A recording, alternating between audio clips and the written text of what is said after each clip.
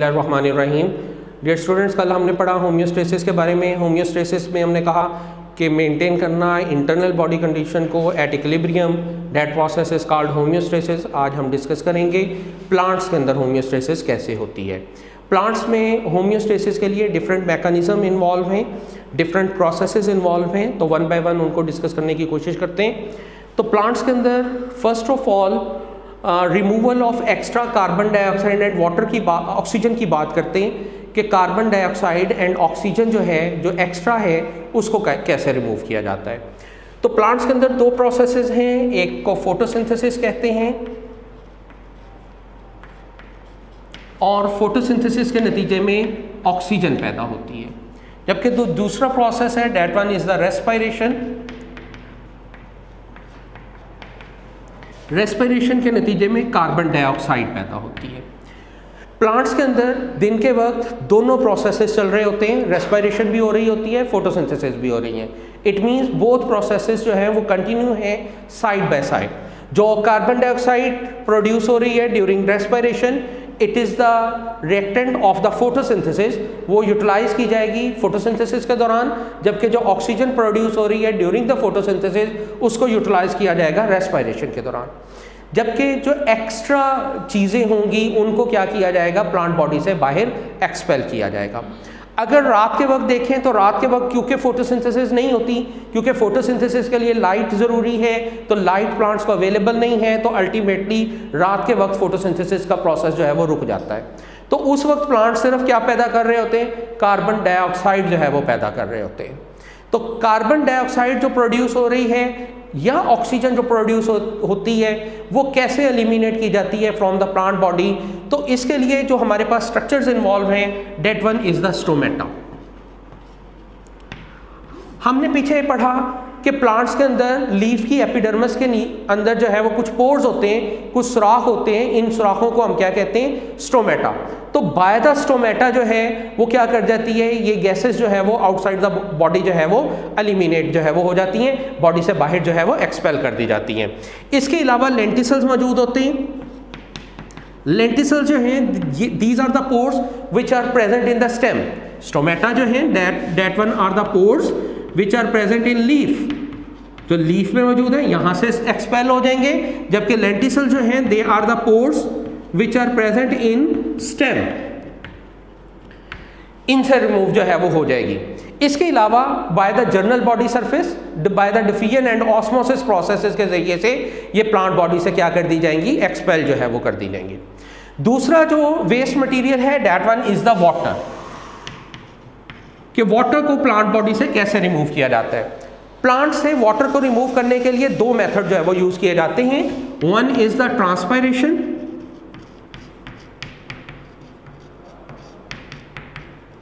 And other one is the guttation. First of all transpiration क्या होती है, transpiration होती है removal of water in the form of vapors।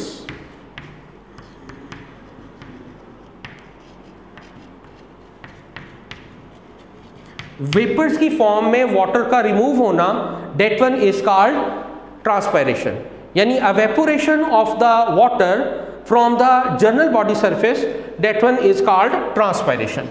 जबकि guttation क्या होती है, that one is also the removal of water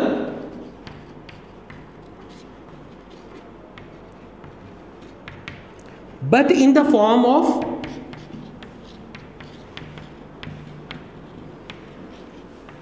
droplets,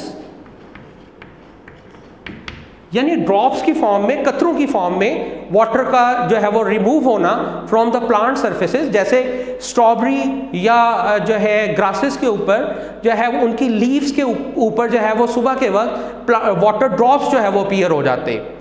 तो ये जो वाटर का ड्रॉप्स का अपीयर होना है, जो रिमूव हो रहा है from the plant body, that one is called guttation.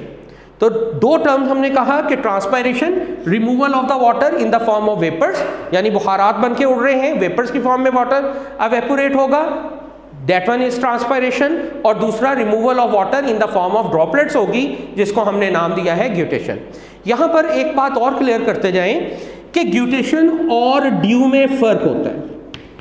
आपने सुबह के वक्त मॉर्निंग में देखा होगा कि जब हम ग्रासेस पर चलते हैं तो वहाँ पर आपको पानी के कतरे नज़र आते हैं, जिसको आम जुबान में हम कह लेते हैं जी शबनम पड़ी हुई है। भाई शबनम या ड्यू जो है वो कुछ और है, ग्यूटेशन कुछ और है। ग्यूटेशन जो है वो actually removal of the water drops है फ्रॉम द प्लांट सर्फेसेस।